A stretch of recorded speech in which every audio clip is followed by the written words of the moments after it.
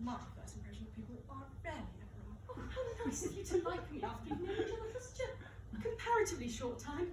Pray, sit down. I may call you Cecily, may I not? Ah, with pleasure. And you always call me Gwendolyn, won't you? If you wish. It's all quite settled, is it not? Yes, sir.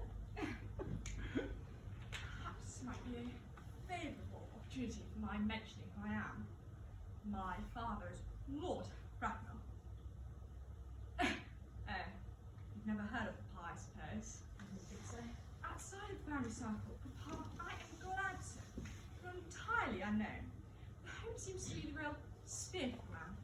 Once men begin to neglect their domestic duties, they become painfully effeminate, do they not? And I don't like that. It makes men so very attractive. Cecily, Mamma, whose views on education are remarkably strict, has brought me up to be extremely short-sighted. So do you mind my looking at you through my glasses? Oh, not at all, Gwendolyn. I'm very fond of being looked at.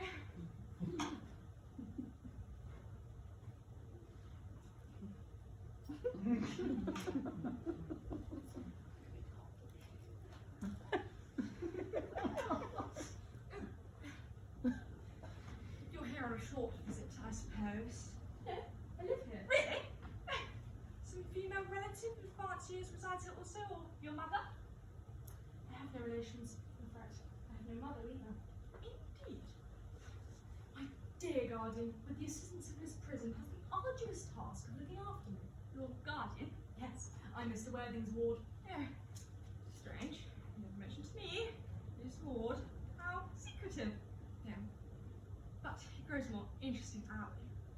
However, I'm not glad to say the news brings feelings of unmixed delight. Cecily, I like her more than I can say. But I'm bound to state now that you know Mr. Worthing's ward. I have a wish. Well, a wish you were just a little older than you seem to be, not quite so very alluring in appearance. If I may speak candidly. Oh, pray do so. I think whenever anyone has anything unpleasant to say, one should always be quite candid. Well, to speak with perfect candor, Cecily, I wish that you were fully 42, more than usually plain for your age. Ernest is upright, virtue is the very soul of truth and honour. Loyalty would be as impossible to his deception. But even men of the noblest moral character are extremely susceptible to the physical charms of others. Modern, no less than ancient history supplies us with many most painful examples of what I refer to. If it not so, history would be quite unreadable. I beg your pardon, Gwendolyn. Did you say Ernest? Yes. Oh, but it is not Mr. Ernest Worthing who is my lord.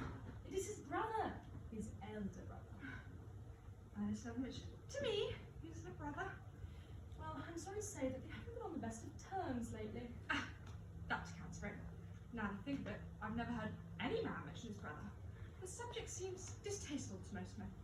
Cecily, you have lifted a load from a mind. I was growing almost anxious. It would have been terrible if I had come across a friendship like ours, would it not? But you are quite sure it's not Mr. Ernest Worthing who's your guardian. Oh, quite sure. In fact, I'm going to be his. I beg your pardon?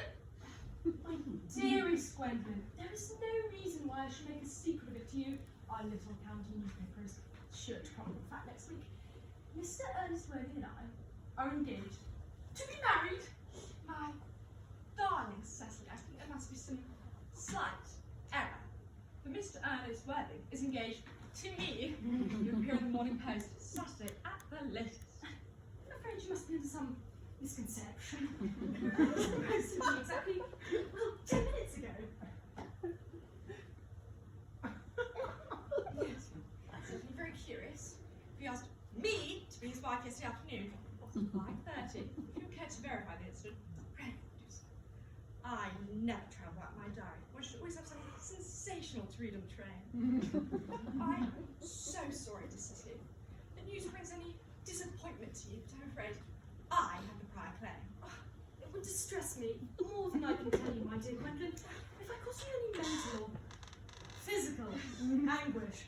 But I feel bound to point out that since Ernest proposed to you, he has clearly changed his mind. If the poor fellow has been entrapped in any foolish promise, I should be sure to free him at once, and with a firm hand.